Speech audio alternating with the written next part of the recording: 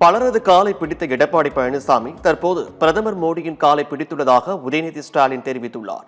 அரியலூரில் தேர்தல் பிரச்சாரத்தில் ஈடுபட்ட அவர் எடப்பாடி பழனிசாமிக்கு உள்ள அனுபவம் தனக்கு கிடையாது என கூறி சசிகலா காலில் எடப்பாடி பழனிசாமி விழுந்த புகைப்படத்தை காட்டி விமர்சித்தார். மொரட்டு பக்தர்கள் பார்த்திருப்போம், மொரட்டு தொண்டர்கள் கேள்விப்பட்டிருப்போம். எங்கேயாவது பார்த்திருக்கீங்களாமா மொரட்டு அடிமைய? இன்னைக்கு இந்தியாவிலேயே மோடியுடைய நம்பர் 1 அடிமை யாரு? மொரட்டு அடிமை எடப்பாடி பழனிசாமி அவர்கள் தான். இதை சொன்னதுக்கு தான் கோச்சுக்கிட்டாரு. என்ன தெரியுமா சொல்றாரு? உதயநிதிக்கு எந்த அனுபவமே கிடையாது. ஆமா, அவர் வயசுக்கு என் அனுபவம் ஒண்ணும் கிடையாதுதான். நான் சின்ன பையன் தான். அந்த அனுபவம் எனக்கு நிச்சயமா கிடையாதுதான்.